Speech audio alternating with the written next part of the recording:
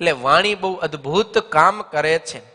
ઓલા લોલંગર બાવો ખબર મુક્તાનંદ સ્વામીને ઝેર ચોપડીને મારવા માટે આવ્યા હતા, તો ચંદન આખું ઝેરવાળું કરી અને લઈ આવ્યા કે મુક્તાનંદના કપારમાં લગાવશો ને એટલું કાતિલ ઝેર કે શરીરને અંગ અડે તો અંદર ઉતરીને માણસને મારી નાખે આવું. પણ મુક્તાનંદ સ્વામીને વાતની ખબર પડી એટલે મુક્તાનંદ સ્વામી તૈયાર થઈ રહ્યા હો કે લોલંગર બાવાઓ આવતા હતા. બાવાઓ બધા આવે ને પૂછા કરે, કોણ હે જીવન મુક્તા, કોણ હે મુક્તાનંદ? એટલે મુક્તાનંદ સ્વામી ઉભા થઈને સામેથી સ્વાગત કરવા માટે આવ્યા હો અને એકદમ મીઠા મધુર વચનથી ને સ્વાગત કરીને બોલાવ્યા, અરે રે આવો આવો આવો. ભલે સ્વામી વ્યંગમાં કીધું, ધર્મરાજાના પાર્ષદો, તમે તો કેવા છો? ધર્મરાજાના પાર્ષદો, આવો આવો. અરે આપણે તો નાતીલા ભાઈ કહેવાય. એકદમ સ્વામી નિર્માની થઈ અને એવી મધુર ભાષા બોલ્યા ને. ઓલો જે આખી જમાતનો મુખ્ય હતો ને, લીડર, બધાને ઉશ્કેરીને લઈ આવ્યો હતો, એ બધાને કેવા લાગ્યો, યાર તમે તો કહેતા મુક્તાનંદ તો આવા है, ऐसा है, वैसा है, तैसा है, ये तो बहुत निर्मानी है और हमारा गुरु बंधु लगता है, इसको हम मारेंगे क्या, चलो चलो वापिस चलो. ત્યાંથી જ બધા પાછા હાલ્યા ગયા. લે શેનો પાવર? એક મીઠી ભાષાનો. મારનારા હતા ને એ વખાણ કરતા કરતા હાલ્યા ગયા, મુક્તાનંદ તો બહુ અચ્છા સાધુ હે, મુક્તાનંદ તો બહુ બઢિયા હે. આટલો બધો પાવર છે વાણીની અંદર.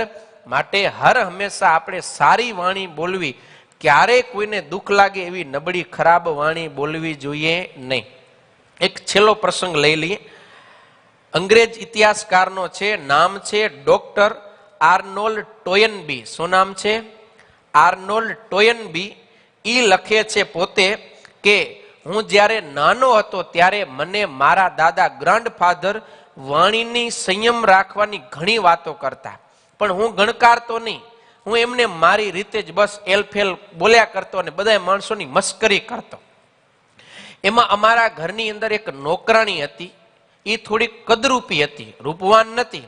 એટલે એને હું વારંવાર ચીડાવતો અને એ મને રોજ એક વાત સંભળાવતી કે એક રાજા હતો, મતલબ એક રાજકુમાર હતો, એક રાજકુમારી હતી, બેના લગ્ન થઈ ગયા અને એ ખાધું પીધું મોજ કર્યું. આવી એ નોકરાણી મને દરરોજ વાર્તા સંભળાવતી. ત્યારે મેં એક વખત એને પૂછ્યું કે તું આવડી મોટી થઈ ગઈ તો તારા લગ્ન કેમ નથી થતા?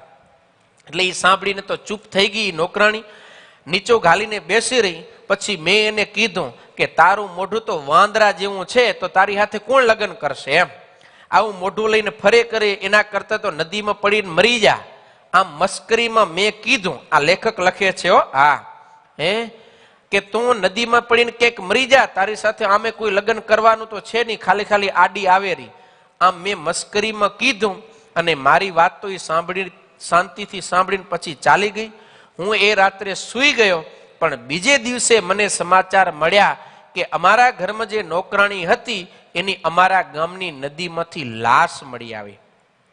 અમારા ઘરના બધા માણસોને વાત સાંભળીને ખૂબ દુઃખ થયું, પણ મારા મનની અંદર તો ઉત્પાત મચી ગયો. મારા મનમાં ઉત્પાત મચી ગયો, કારણ કે મારા એક વેણને કારણે ઈ અમારા ઘરની નોકરાણી આપઘાત કરી લીધો.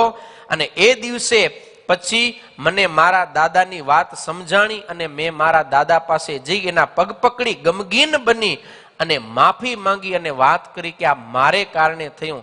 ત્યારે મારા દાદાએ મને ભગવાન આગળ લઈ જઈને માફી મંગાવી અને કહ્યું છે કે બેટા, તારા એક શબ્દને કારણે એક વ્યક્તિ પોતાનું જીવન ખોઈ નાખ્યું, માટે આજથી નિયમ લે કે બીજા વ્યક્તિને દુઃખ લાગે એવું તું ક્યારેય બોલીશ નહીં.